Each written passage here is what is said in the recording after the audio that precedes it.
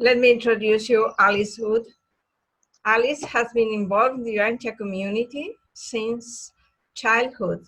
She has found ways to work the teachings into her life through her creation of the YouTube channel, Urantia Life Lessons, in which she emphasizes the basic teachings of the Urantia book at an introductory level.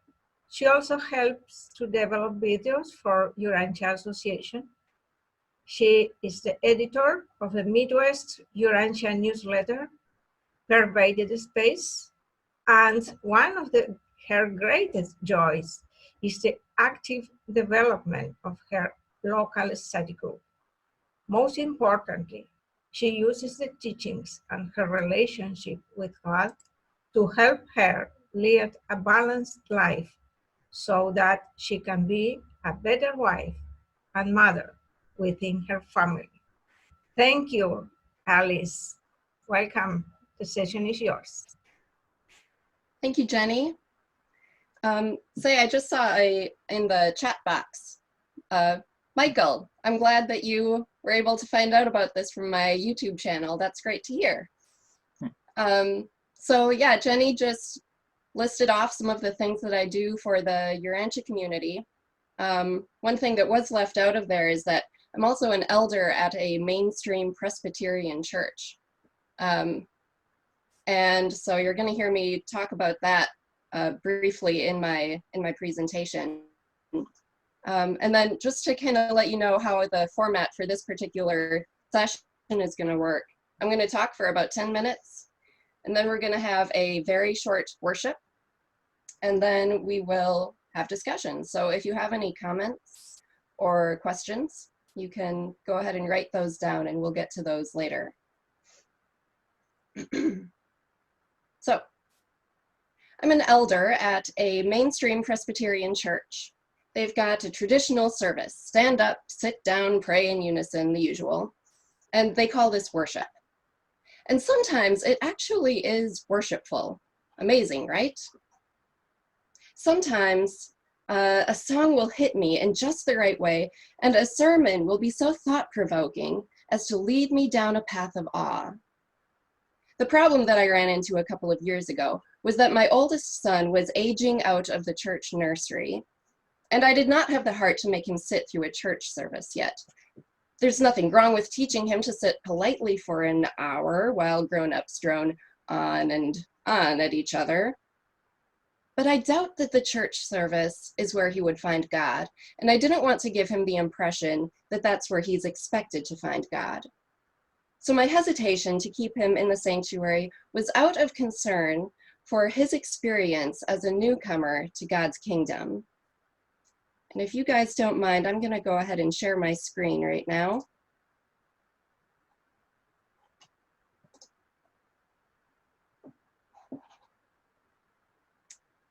Let's see.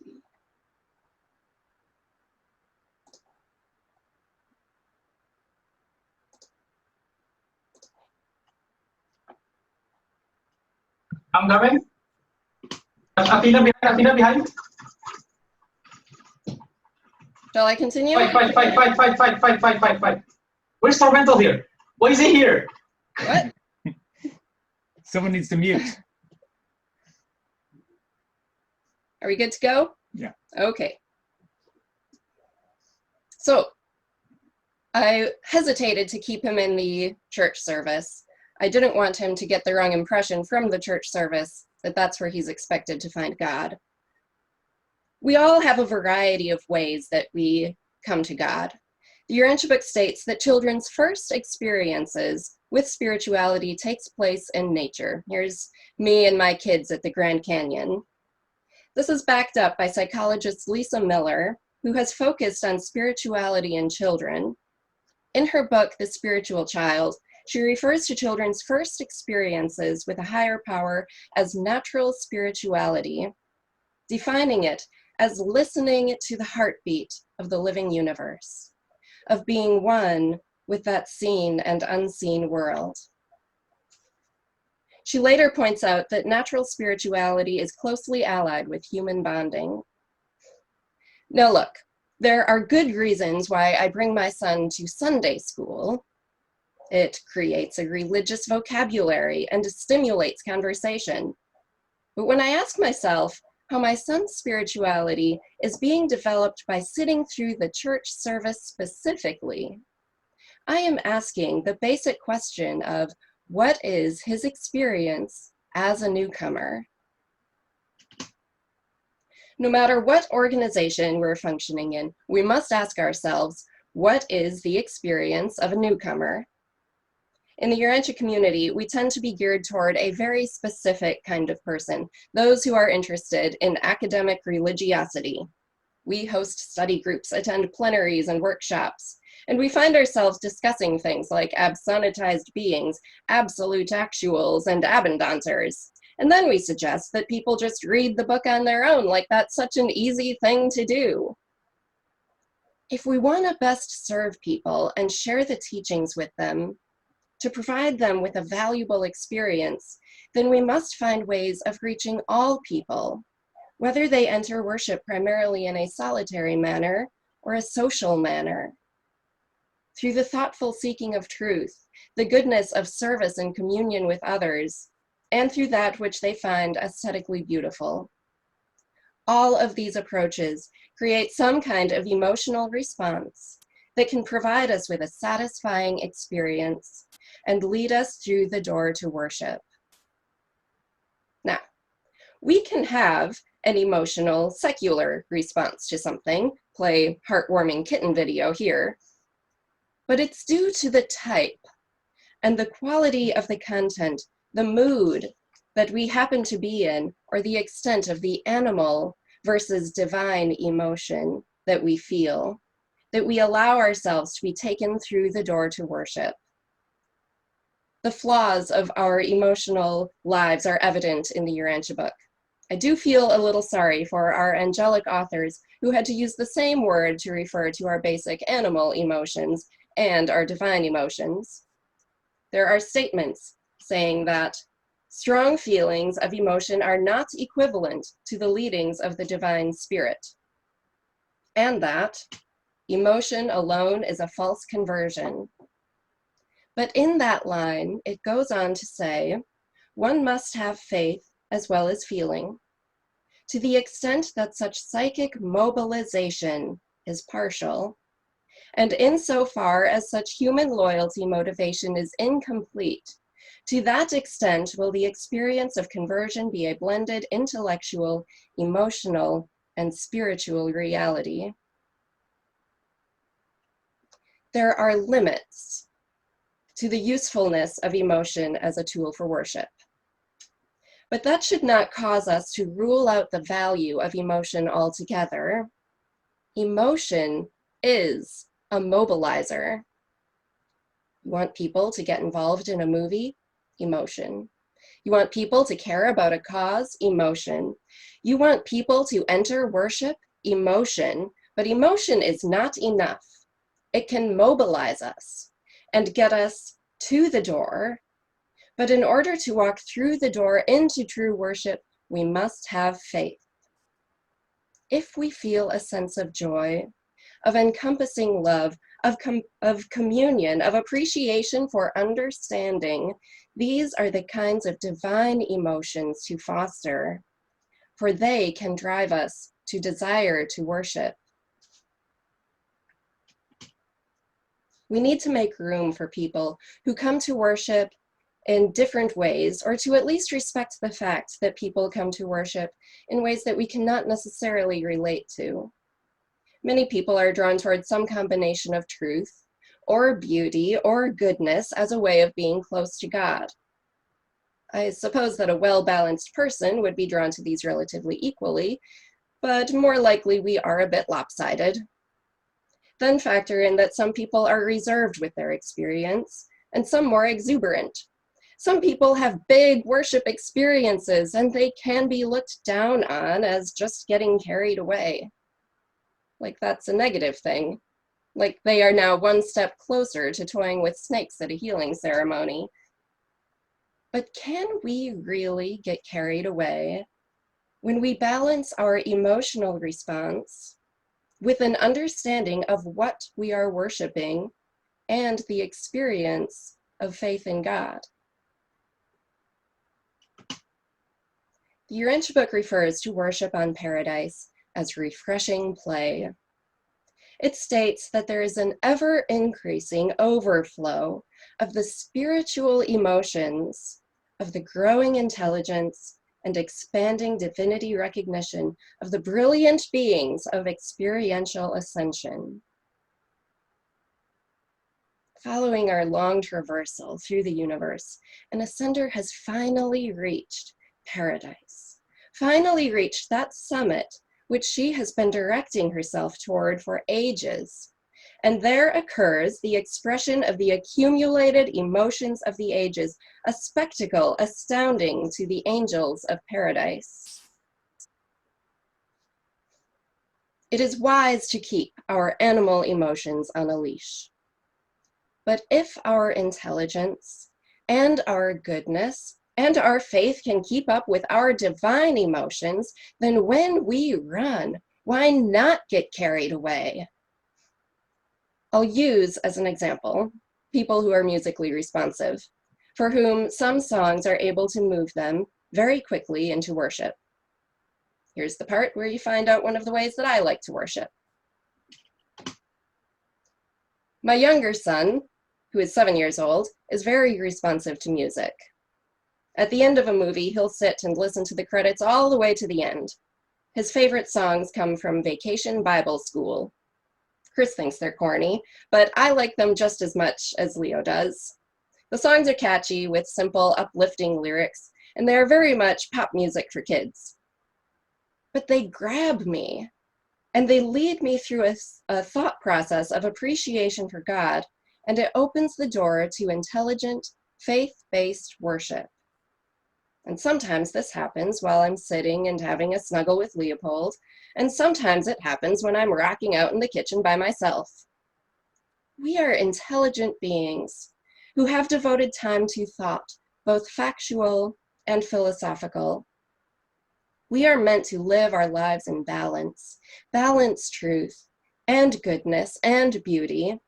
And if we have given thought to the nature of the Father, if we have put forth effort at living lives that serve our fellow man, and if we appreciate the beauty of something before us, naturally made by birdsong and waterfalls, or created through a collaboration between mortal and spirit, I cannot see any reason why we should hold ourselves back from worshiping the Creator.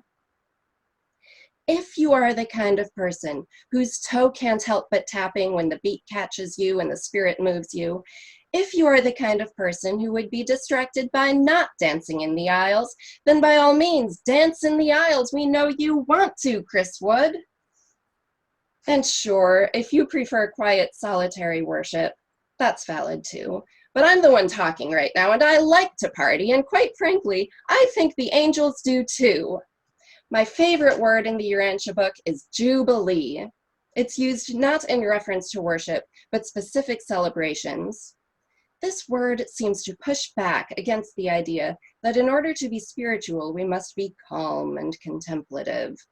And instead, it reminds us of the need for balance in our lives, in which, depending on our preferences, we make room for things like prayerful meditation and exuberant socialized experience. The Urantia book states, the old cults were too egocentric. The new must be the outgrowth of applied love. The new cult must, like the old, foster sentiment, satisfy emotion, and promote loyalty, but it must do more. And then it lists all of the important things that we should also be doing. So yes, we cannot cap our religious living with an emotional high, but we must nurture the basic spiritual needs of all who want to participate in a search for God, those who want to move toward a state of spirit dominance. We all have different ways that we come to worship God, whether it be thoughtful conversations or contemplation, reaching outward and learning to love and serve our earthly brothers and sisters, or through the stimulation of music and natural beauty. Let's embrace every tool that we have available for those who are looking to connect with the Father. Let's lose ourselves in worship and join our celestial family as they turn toward paradise in praise for our Lord. So, this is the part where I thought it would be nice to end it with some short worship. If you all wouldn't mind just sitting in a comfortable position. Sit back. I like to put my arms out, take a few breaths in, and I'm going to hum. I sang the first time that I gave this presentation, I also sang at that time differently. I wasn't sure how copyrights work when you're putting something on Facebook. So instead of singing a song that's from Vacation Bible School, I am going to hum spontaneously. And so you can all sit and worship to amateur, spontaneous humming, and it's going to be a beautiful group experience. Take a few breaths in and out.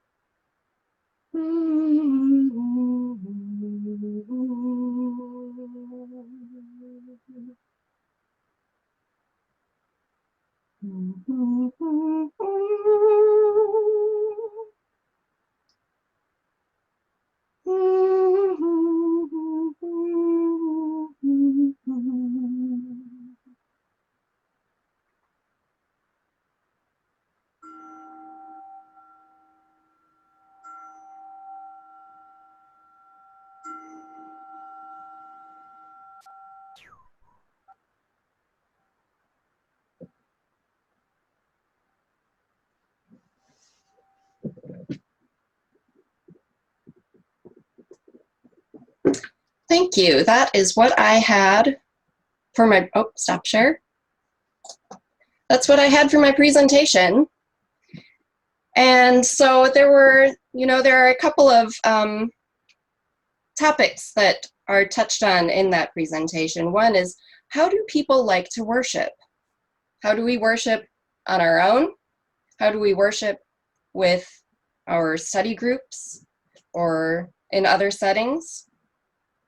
Another topic that we touch on is, what is the experience of the newcomer? When we're in a study group, what do we think the newcomers are experiencing, and how is that feeding their spirits?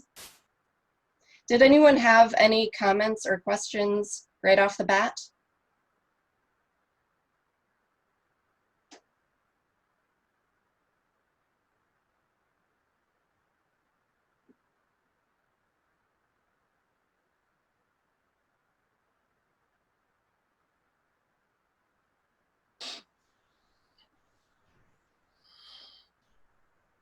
Jenny, do you see any hands raised? Not yet. Okay.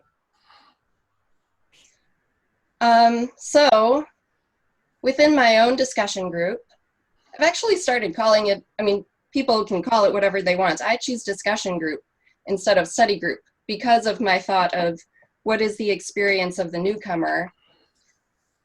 I have a suspicion that lots of people would, if they don't know anything about the Urantia book, but discussion group might just be a little bit softer. If they aren't sure if it's something that they want to sit down and actually study yet, discussion group, I think sounds a little bit more open.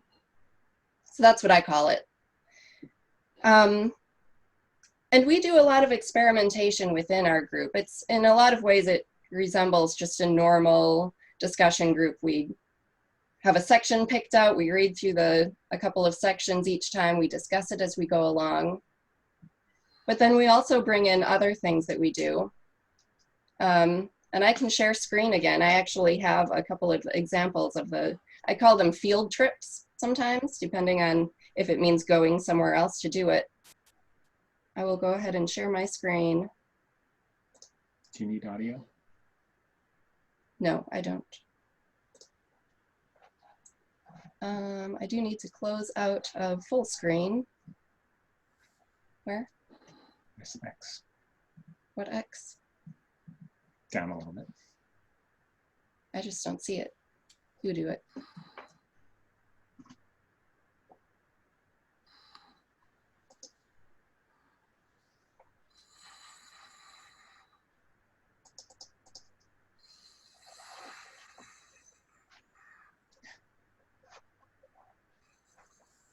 Oh, do we end slideshow down there? Exit. Okay.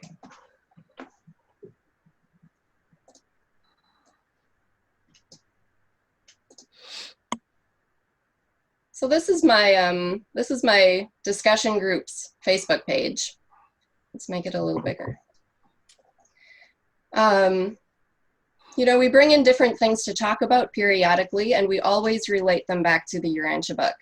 So this is an example of one discussion group that we did, where I brought forth this video that I thought many of the topics related to what is in the Urantia book. And so we watched the video, we talked about how they relate. It uses a different, you know, it uses more of a Christian language, but I think that for some people that is very comforting to them. And it actually worked out nicely. I had one new person come the week that we showed this, and she has shown a lot of enthusiasm after seeing that the Urantia teachings are something that she can relate back to her own Christian background. Here we went on a field trip to a Taizé service. There's an interfaith Taizé service that takes place at a Catholic college. And if you're not familiar with what Taizé is, it's a very musically based worship service. So there isn't really a sermon. There might be readings, I'm not quite sure, but it's all very much focused on prayer and music. So we did a field trip to that. Oops, that's not one. We've gone on on field trips to an interfaith prayer service. It was in honor of Martin Luther King Jr. And so that was also just another way of, you know, kind of bringing the Urantia discussions group into the wider community, and also providing the discussion group members something to do that helps them relate Urantia teachings to their backgrounds.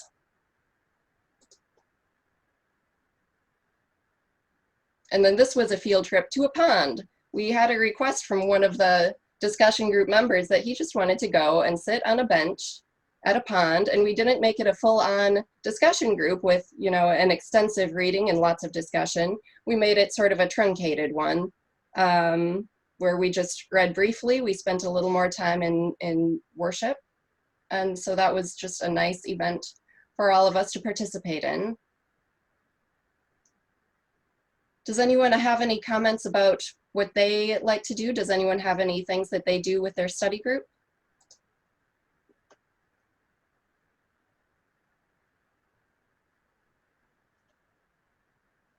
I do have a question, Alice. Hi. I actually made also a more personal question, if you would not mind sharing the presentation. I see that there is a new icon on Zoom where you can actually share a file on the chat stream, which makes it very easy to share. So I just sent mine over there. So if you could send me that or via email, that would be great. I would like to forward it to my brother Victor. And I also want them to know more about this the settings that you have, because of my nephew possibly, hopefully, eventually being introduced to the book somehow. I think that still hasn't happened. I see that I am not on video, sorry. My question is, you guys are special in the sense that you are both not first generation readers, right? As I understand. We're both second generation, yep. Exactly. So for you, it came more naturally to just follow through with your children. But have you had any experience with people that might, like my brother, who are first generation readers that have a 11-year-old child or son that is now becoming more curious and eventually more spiritually curious, starts asking questions of that nature to facilitate that process somehow? Mm-hmm.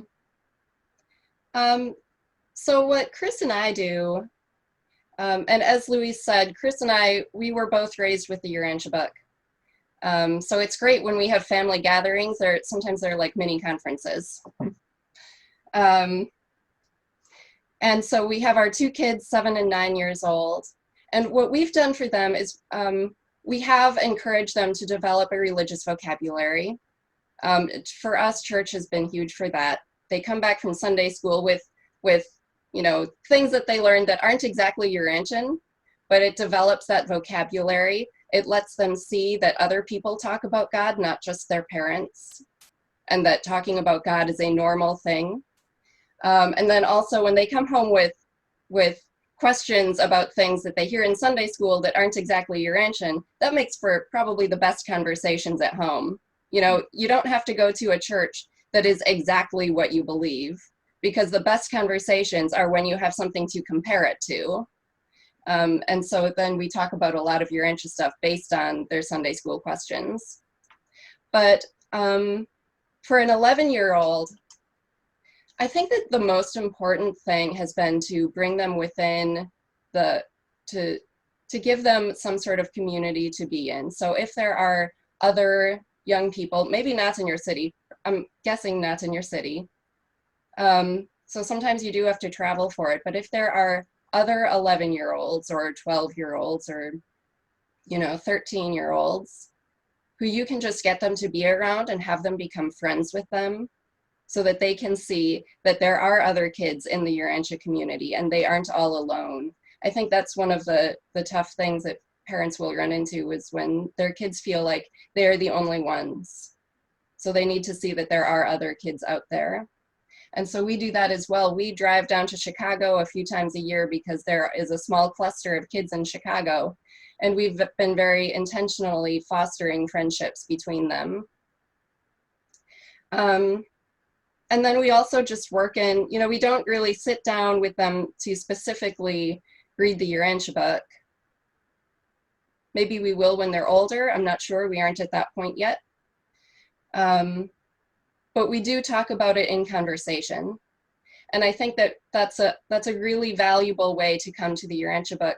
It's kind of what I do with Urantia life lessons.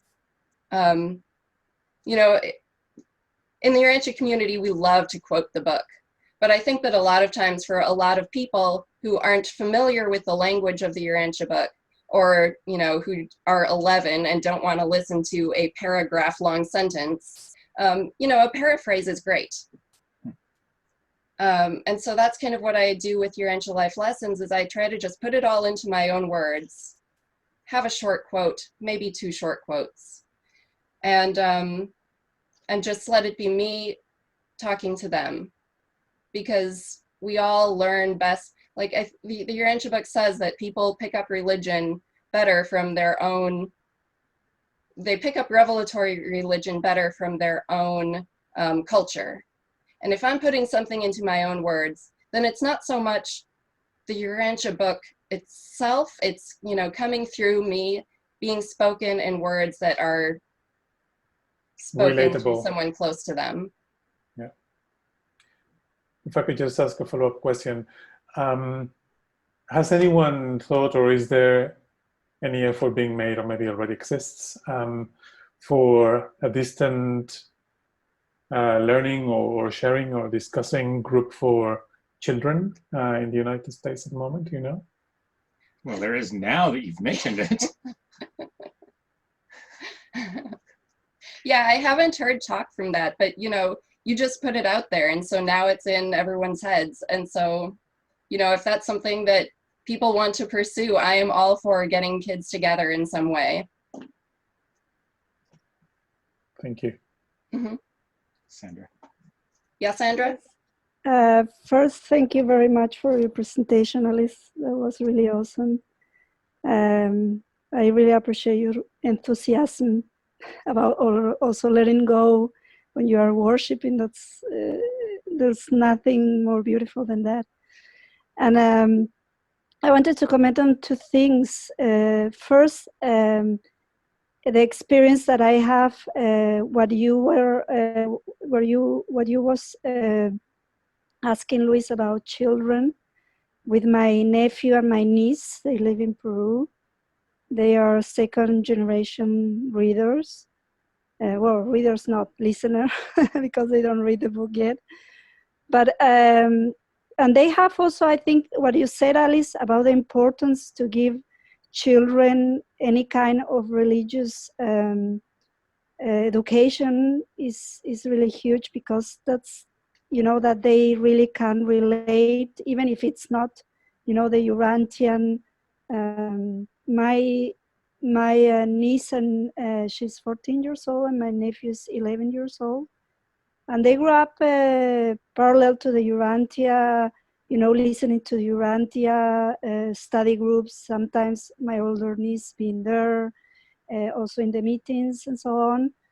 But they also had this Catholic religious the Mosa school, and they had also the discussions at home. They know that there are some things that they also stay at home, because they cannot comment it like that, you know, in the Catholic. It wouldn't be really good. But I think, and then there's also this book that is that many of you in the US may know. I don't remember the name of the author, but it's the Tales of Joshua, which is also a very nice book, Luis, also for your nephew. And I know it's translated also in Spanish at the moment. And I think that's very important, you know, to really, and I remember my nephew and niece visited me shortly last Christmas, and we could also read. We have a study group. Well, we were 3 here in Israel. At the moment, we are only 2, Gabriel and me, but we still having a study group. And we had a study group with the children, and we read from Jesus' life. And it was very interesting what it came out, you know, from the question of the children. They really ask very precisely what they want to know, and they really can really go deep into what is the meaning of that and this.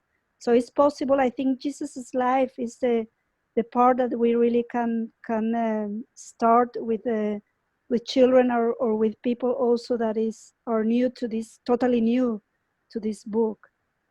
And the other thing is, I think that worship in any way and in any kind of tradition is something really, really important, and something really very necessary. And it's something that, because I did a presentation early this morning for Israel, about really meditation and worship, how it's related. And I think that it's something that is possible to do really in the daily life. If we really bring our attention to that, it really want to, and it helps the most in the moments that we are experiencing right now in the whole world, with all this going on around us and stress us and so on. So, and I think also is the way that Jesus used to worship. That, and also the music part that I didn't mention in my presentation, but I think seeing now how is the Jewish community here in Israel, the mainly way they worship is music. They sing and dance, and is totally really how you say that they really contagious. You know, the way that they really greet the Shabbat by singing and dancing, and then all day long until the next day and finish really by singing and dancing. It's really, really something really huge. Mm-hmm. So thank you very much. Yeah. I want to just comment on that. You know, we think about, sometimes we have one idea in our mind of what worship is. And, you know, in my study group, we don't sit and do 10 minutes of singing. I don't know that we do any singing. I think we've sometimes brought music into it, maybe like a nice YouTube song or something. But that's, you know, that's kind of in my head of what worship looks like. But for other people, it looks different. And through my church, I was able to take a worship design webinar course over a series of weeks. And I learned a lot about different things that go on in worship that are meaningful to different people depending on their personality. So some people are really affected by music.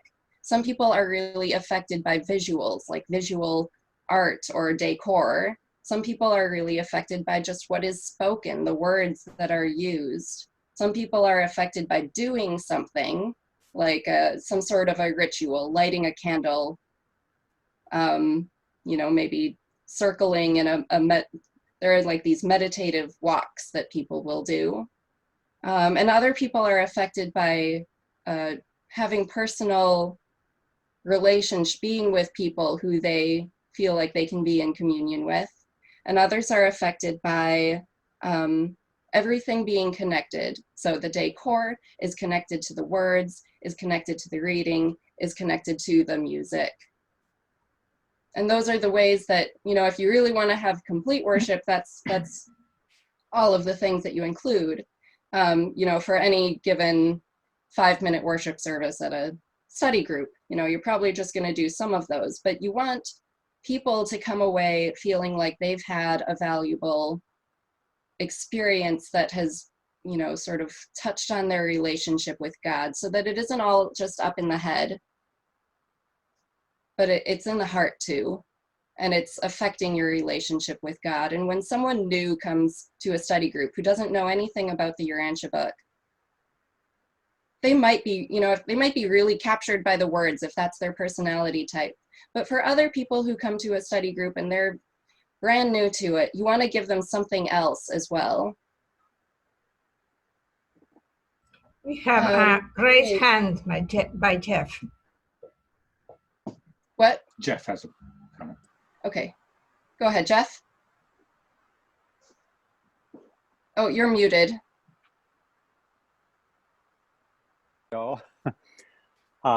I'm very grateful, Alice, for your lovely presentation. I'm a worship freak, and what you've done so complements what I do. It's great. I love your characterization of academic, the relational in terms of relation with God and the activation of service and the beauty of nature and the arts. It's just glorious. I'll tell you a little bit of my story, and then I want to make one comment on what Sandra was just saying regarding meditation and worship. My comment is, you know, as a Urantia book geek, the first time I read through the book, I got just totally enthralled with paper 5, section 3, true worship. And I have spent just uncountable hours wrestling with that and probing with that. You know, mind consents, soul craves and initiates, spirit nucleus conducts, and then it's a whole personality.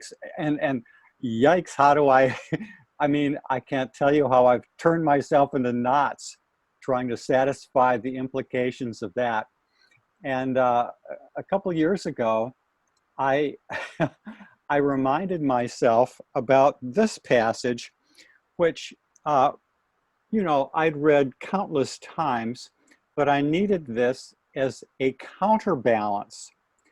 Here it is. It's paper 143, section 7, teachings about prayer and worship, I'll read just a few sentences of the third paragraph. Worship, contemplation of the spiritual. What simplicity in the definition. Oh, glorious simplicity. Must alternate with service, contact with material reality. Work should alternate with play. Religion should be balanced by humor. Profound philosophy should be relieved by rhythmic poetry. Now, this is the other thing that was so nourishing for me. The strain of living, the time tension of personality should be relaxed by the restfulness of worship. I had totally forgotten that worship could be relaxing and restful. So one more quick thought, and then I'll leave the floor for the next commenter.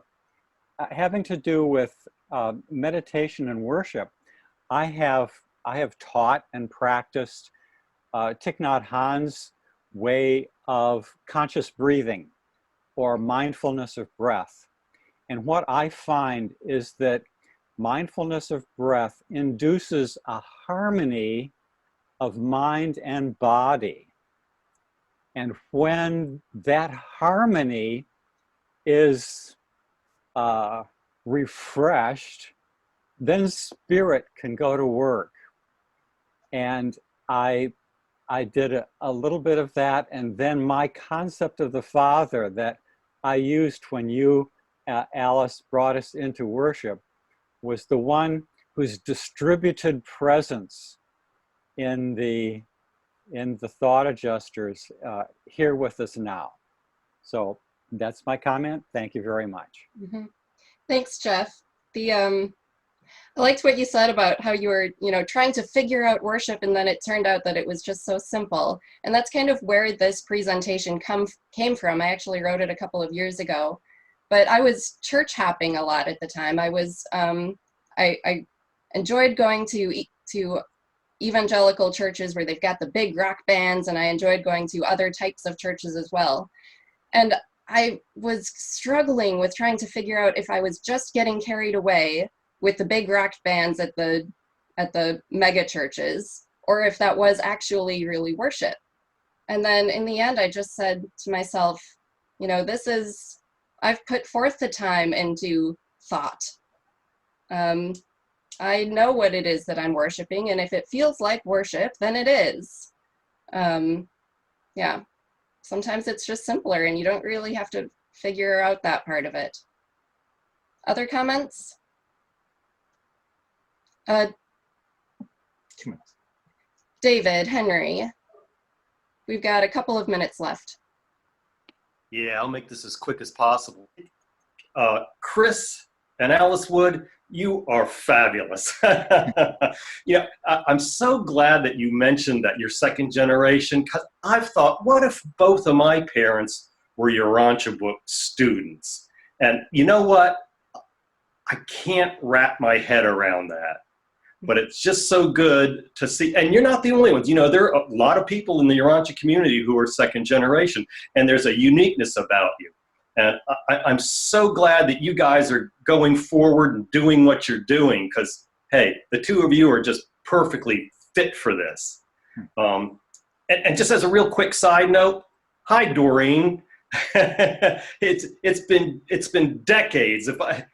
There are people here that I knew personally from international conferences decades ago. Kurt, hello, many of you. I recognize many of you. Okay, I'll make this quick because other people want to talk. Jeff Waddles, you know what? It must have come to your attention that as finalitors, there is a group of finalitors who are experts at worship. I just wanted to shout that out, but thanks for your presentation. It was really nice. I have other stuff to say, but since time is short, I'll let other people speak. But I just want to say specifically that thank you to everybody for all your presentations have been wonderful. And we will get to be able to make it a point every now and then to tell people that these are this presentation is going to be put up on YouTube. So all the stuff that we've missed, we can watch it on YouTube. Thanks. Yep. So folks, we can continue the conversation during the break, but right now is your break. So if you want to get up, now would be the best time to do that. But I'm happy to stick around for a little bit because I know that there are some other comments. I'll just share one quick little story, kind of coming off of what David said about how there's a uniqueness to second generation readers. I actually I had a best friend in high school, and I knew her aunt quite well because they were neighbors. And her aunt, it turned out, knew some Urantia book students in far away on the other side of the country. And the last time that I ever saw her, that was the time when I found out that she had known what the Urantia book was. And I said, oh, you know, I read the Urantia book too. And she just looked at me and she said, I know. And I thought, what? I've never mentioned this to you before. And I said, how did you know? And she said, well, you just seemed like one. So that was just kind of a fun little occurrence. So another comment? Doreen, I think. Oh, thank you. First of all, thank you, Alice. Thank you, Chris, for doing this. When I first saw it, oh, I was elated to be in touch with everyone because I do live alone. What I wanted to say is that Alice, when my grandkids were little, well, the little one anyway, I used to have a study group in the house. And he came in one day and we were talking about God. And he said, you know, Grandma, my friend Johnny said, God talks to him as well. How can he talk to him and talk to me at the same time? And it planted a seed. And I mean, the kids went to Catholic school. They're wonderful adults now. They're in their 20s. But it's just a wonderful opportunity to expose them to thinking. Now, as far as I appreciated what Jeff said, because what happened to me, I was meditating way before I had found the Urantia book and didn't know that it was led right into worship, and God was absolutely so prevalent in my life. And I didn't have religion before the Urantia book. No organized religion did I come from. But nevertheless, it is this spiritual gravity force that pulls you. You need to do it. And believe me, I have done it for about 45 years, I would say, maybe once or twice a day as it arises. And the ability then to, you know, to really get in touch with your soul consciousness, it leads you to service. It's not something I have to say to my mind, gee, I should help other people. It's so automatic. And what God does is or the angelic beings, I understand, they bring people to you. And it has been the greatest gift, I would say. But it was tremendously so evident in how I lived my life and became a happier person as a result. That's wonderful. That's wonderful. Coulter, I think you also had something you wanted to say. I'm unmuted. Can you hear me? It's a little quiet. Okay, can you hear me now? Still pretty quiet. If you could talk loud. Okay. I'm also a second generation Urantia book reader. I've been reading all my life. I appreciate your presentation. You know, just like the Lucifer Rebellion ended up bringing a lot more good, I think this pandemic perhaps has led us to realize maybe we could do this on a weekly basis instead of being so isolated as individual Urantia book readers, Urantia book groups around the world. Very simple to do. I had hoped that my children would be third generation Urantia book readers. We tried to raise them in a very liberal Presbyterian church, and I think they've become atheists, frankly. They hate religion now.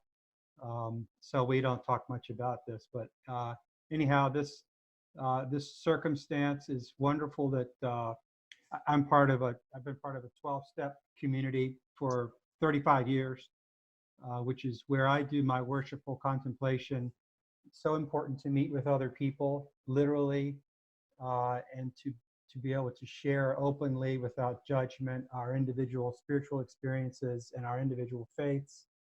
I'd often hoped that the Urantia book community could do that, but it's like herding cats, trying to talk about these things in the Urantia book community. But I've just really appreciated this phenomenon happening. Thank you very much. Mm-hmm. Yeah, you're welcome. And you know, there are, just for all of you to know, there are online Urantia book study groups where people can meet like this on a weekly basis. So those are things to look into on the study group. I think they're on the study group portal or the study group directory. So Jenny, we probably have to move on now, correct? Yes, thank you very much, Alice. Thank you, Chris.